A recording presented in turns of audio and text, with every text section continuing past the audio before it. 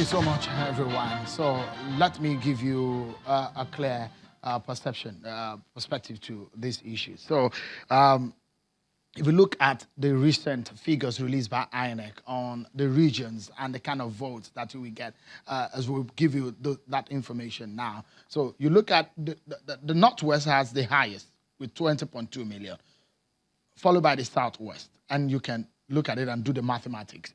And the DG of the PDP campaign organization, Bukola Saraki, he made a permutation saying the narrative in 2015 is going to be different. The chances of the APC candidate, Muhammadu Buhari, may not be the same in 2019. And he also did say that what will determine these elections will be some of these issues. And those are what we're breaking down for you. But don't lose sight of who these candidates are. We have several of them contesting for this race. But the PDP and APC seems to have a rivalry that is getting to a fever pitch, very intense. And tonight, that rivalry brings us this contestation on who gets what. Let's get back to the conversation quickly, everyone. Let me show you who Buhari was in 2007, 2011, and 2015 in terms of voting power and voting strength. Those are the votes that he got. In 2007, Atiku Abubakar got 2.6 million votes. I think the same, or they will look different. Kaode Ogundamisi from London, speaking as an APC supporter, indicator from our Abuja studio, is a PDP member. And let's get about to the conversation. Kaode, you were on that trajectory before we went on that break. I'll allow you a few seconds to land on that thought. And so you look at those figures, and how can you defend it? That the people of some of these areas where Buhari got his vote, can he sustain it this time around? Let us take it by zones. In the southwest, the Lagos-Ibadan Express Road that was abandoned by the PDP is being fixed by this government, almost completed. The Lagos-Ibadan rail line, under 17 months, this government has been able to implement a rail line that will soon be completed between Lagos and Ibadan. In the southeastern part of Nigeria, the second Nigeria bridge was just a drawing board on the tables of Goodluck Jonathan. Today, Governor Obiano went there yesterday and said they were proud of the job that the second Niger bridge is going to be done. Over 360 roads were abandoned, 120 by PDP, 360 roads are being completed by this government. If we had not stopped the corruption under the last administration, we would not have had the money to be able to complete this. Even Oane Zendigbo, that previously endorsed Atiku, are now saying, no, we're not going with this man. We did not endorse him. People know that the candidate of the PDP is characterized by the corruption tag, and Nigerians do not trust that even when we're going to move forward, we're not going to move forward with someone in which we cannot trust with the Central Bank of Nigeria. And look, he has personally said he's going to sell Nigerian resources. NNPC is going to be sold. He's not told us to who. Okay. So who is going to sell NNPC to?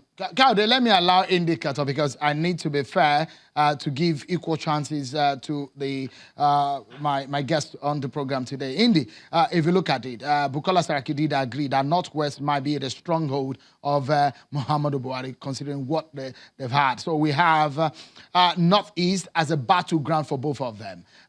A Fulani man, both of them Fulani men. So that is going to... So if you look at the strength as agreed by Bukola Saraki, Northwest for the APC, 20.2 million votes. How does this come to you? Where would the PDP be getting those kind of figures from in those areas?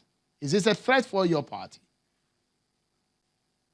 It is not. If you go to the Northwest, you would understand the permutations on ground and the reality on ground.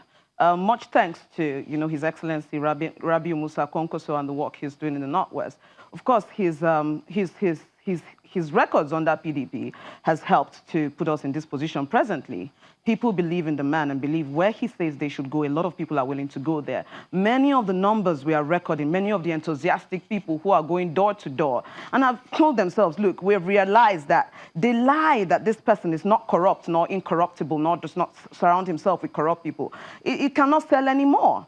The president has not proven himself to not be corrupt. He has not proven himself to not be surrounded by corrupt people, or not proving himself to be someone who does not condone corruption. On top of that, you have to also realize the fact that these people are suffering. Many states in the Northwest are worst hit by bandits or Boko Haram issues.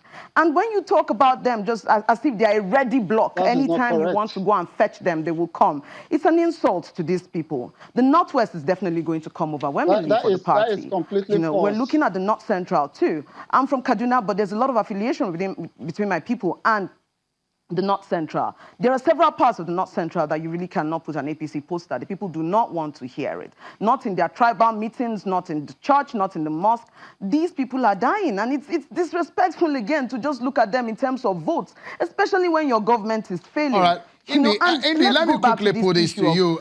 Sorry, Indy, let me put this to you. The APC has been campaigning saying, look, PDP is not an option in this race, considering what they have done in the past. And APC seems to have that as a major campaign point that they have. That, look, if you want to vote PDP, look at what they've done in the last 16 years. Is that, and actually it's for your party? PDP is the option, is the party to beat in this election. This is not even a question to ask. It is the option. And then on top of that, you also have to realize that these 3.5 years have been so much hell for Nigerians. Before the 16 years question or the 16 years talk, it's a cliche that has died in natural death because people are tired. And when you say 16 years of PDP, people can actually look, there was some growth at this point. We know where we are coming from. This lie is not selling anymore. A lie that you repeat so much and people at some point started to believe. But at this point, the suffering is so much, and Nigerians have looked back at that 16 years. Where were we in 1999 when this party came in? Look at the progress we're able to make. Where are we now? We're in a state of hopelessness. This government does not invoke any confidence in the Nigerian citizens. Let's allow Kayode also to react to some of these issues. Nigerians have moved way past that. Nigerians are at the point where, look, let's bring Kayode corruption, the reality of it. Let us break it down. Hold on, your government has people who are stealing money. We are having cases of soldiers are presently crying. When let's be fair. So let's allow Kayode for a moment to come in. Indy, just a moment. Kayode, coming if you may. On this one, can the APC and President Muhammadu Buhari defend all of these issues? For an average Nigerian like Indy that has been talking about in the North Central region and in the Northeast region, do they understand the language that you're talking about, the analysis they are making? Can they actually understand with your party about some of these issues you've raised? The people of North Central Nigeria acknowledge the fact that this crisis did not start with this government, and a lot is being done to checkmate the crisis.